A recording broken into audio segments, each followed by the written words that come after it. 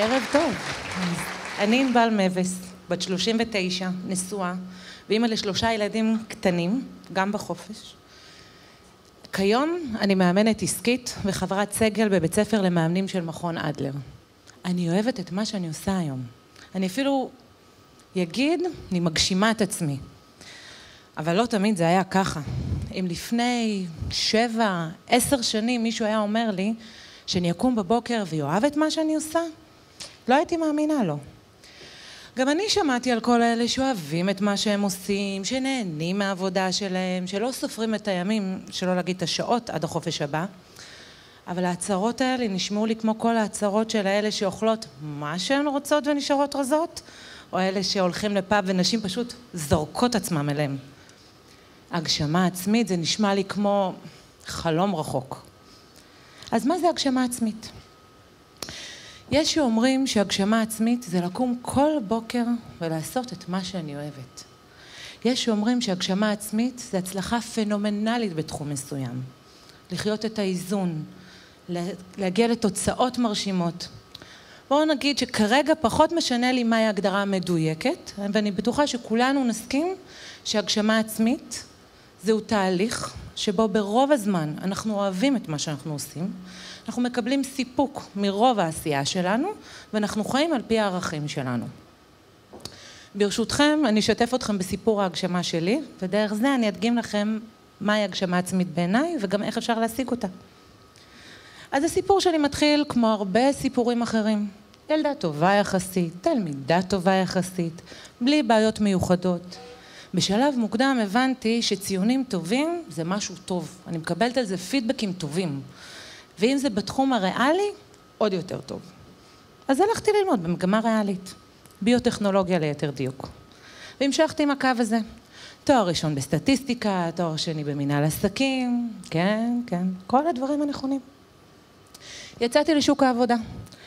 התחלתי במקצוע, עברתי לתחום הפרסום והשיווק, בגיל 30 כבר הייתי סמנכ"לית לקוחות במשרד פרסום באינטרנט, עברתי לצד של הלקוח, ניהלתי תחום שיווק בחברות גדולות במשק, אבל לא נהניתי. משהו היה חסר לי.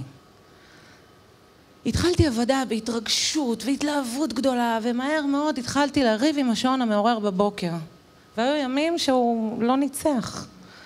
מצאתי את עצמי סופרת ימים, שעות, דקות, שניות עד החופש הבא, וגם לא מעט חולה בכל מיני וירוסים, שפות וכל מיני כאלה. כשבני הבכור נולד, לפני 6 שנים כמעט, אמרתי, זהו, מספיק, הוכחתי, הגעתי, הראיתי, עשיתי, עכשיו הגיע הזמן לעשות מה שאני רוצה. אבל מה זה? מה זה הדבר הזה שאני רוצה לעשות בכלל? מה הדבר הזה שיגרום לי לקום בבוקר ולרצות לטרוף את החיים באנרגיה מטורפת? ידעתי שיש לי ראש לוגי וחשיבה מאוד מאוד לינארית ויעילה. הרגשתי שאני נמשכת לתחום הטיפול באנשים, ואנשים באופן כללי גם מעניינים אותי ומסקרנים אותי. זיהיתי שאני אוהבת להתחיל פרויקטים, לצלול עמוק עמוק פנימה, ולסיים אותם אחרי מספר חודשים, רצוי גם עם תוצאות שנראות לעין.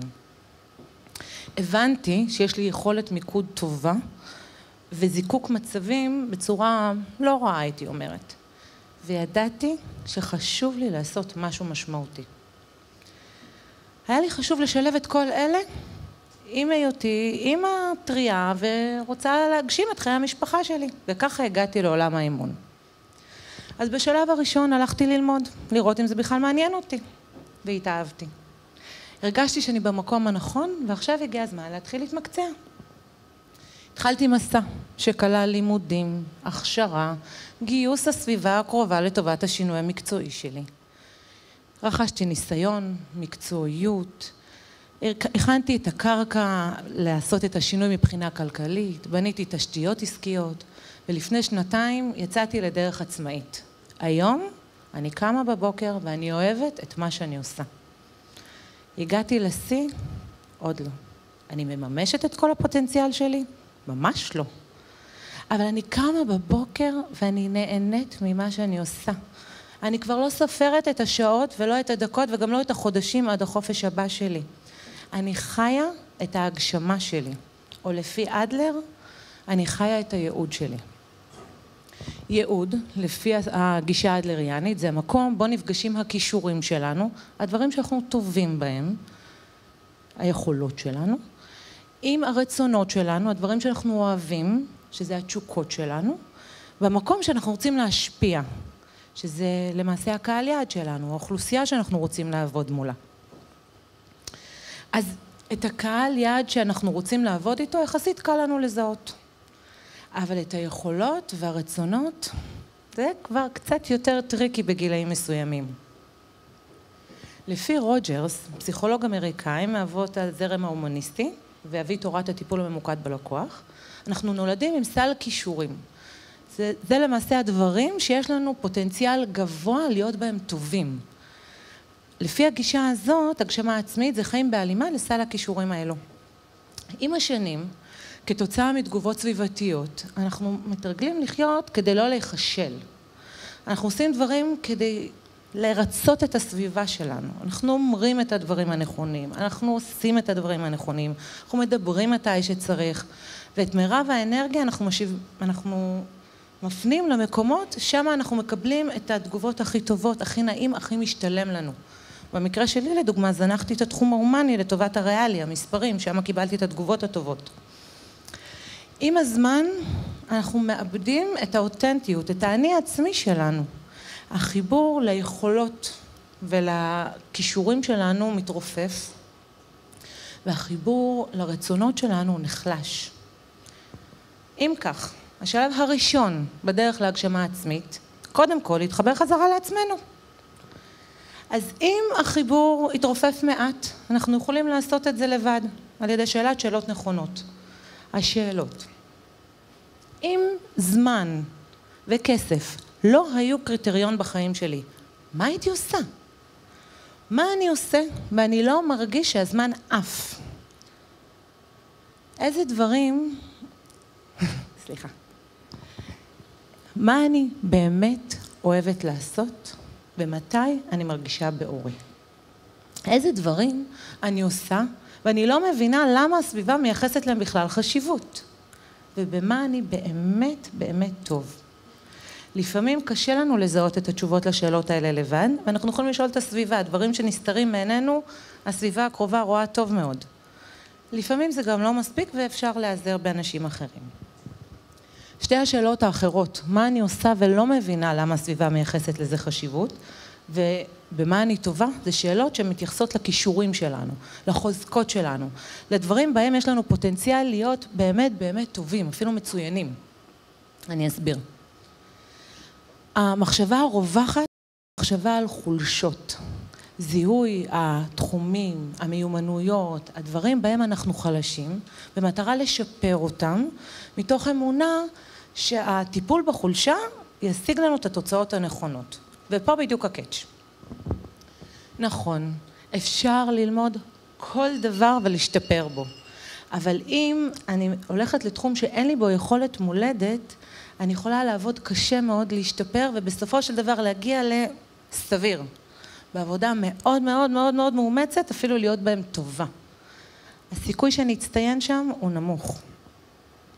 אם אין לי כישרון מיוחד להביע את עצמי, ורעיונות זה לא משהו חזק מבחינתי, אני יכולה לכתוב ספר. הסיכוי שהוא באמת יהיה איזה רב מחר ואני אהיה סופרת דגולה, הוא לא גבוה במיוחד.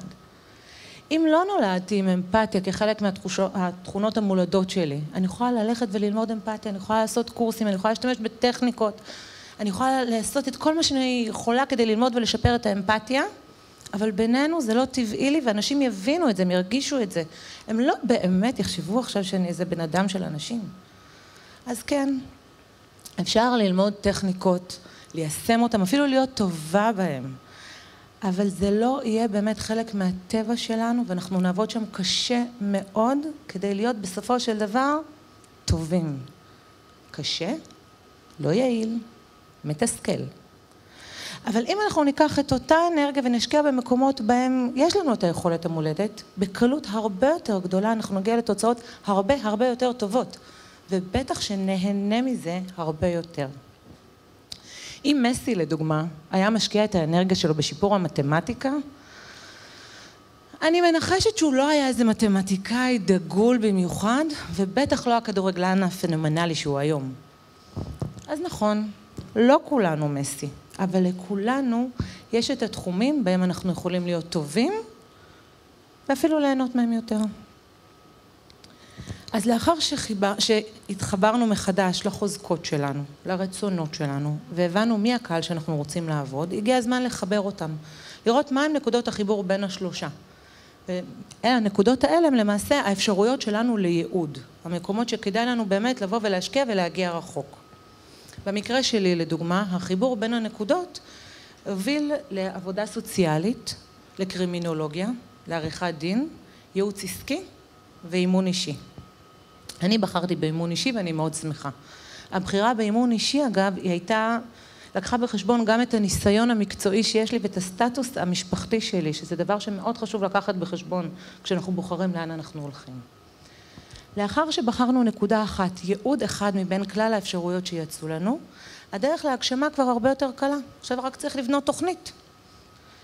אז השלב הראשון בתוכנית, קודם כל לבדוק אם זה באמת מעניין אותנו.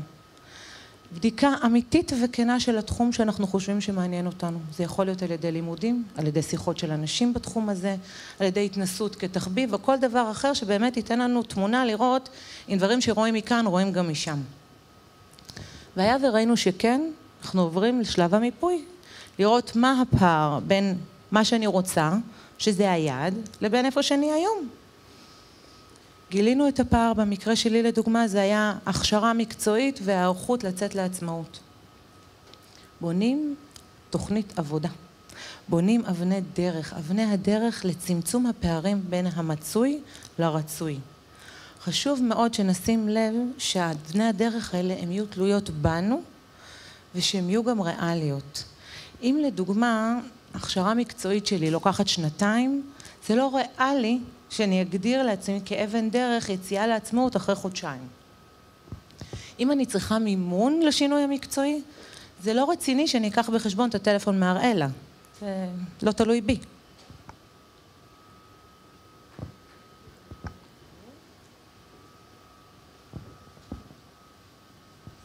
סליחה. חשוב מאוד באבני הדרך להגדיר לוחות זמנים. כשאנחנו מגדירים לוחות זמנים, אנחנו מעלים משמעותית את הסיכוי שלנו גם להגשים אותם. אז מה היה לנו? היה לנו מודל להגשמה עצמית, או כמו שאני קוראת לו, מודל אמיתי. כולם רואים ככה? מודל אמיתי. השלב הראשון במודל אמרנו אותנטיות, חיבור מחדש לעצמי, לראות שוב מי אני, מה הרצונות שלי, מה היכולות שלי, מי אני, מה שכחתי. השלב השני זה מיפוי, מיפוי כל הנקודות בהם מתחברים היכולות עם הרצונות, עם קהל היעד, הייעודים האפשריים. השלב השלישי זה בחירת הייעוד, לבדוק מבין כל האפשרויות מהו הייעוד שאותו אני רוצה להגשים, שאליו אני הולכת. ואז אנחנו בונים תוכנית עבודה, מדידה, ישימה, עם אבני דרך שאנחנו מגדירים אותם בזמן. השלב האחרון והחשוב ביותר בעיניי זה היישום, כי תוכנית בלי יישום לא שווה כלום. יישום ומימוש אמיתי וכנה של התוכנית. חשוב מאוד לזכור שהדרך להגשמה היא חלק מההגשמה, וכדאי גם ליהנות ממנה. זה כל העניין. תודה.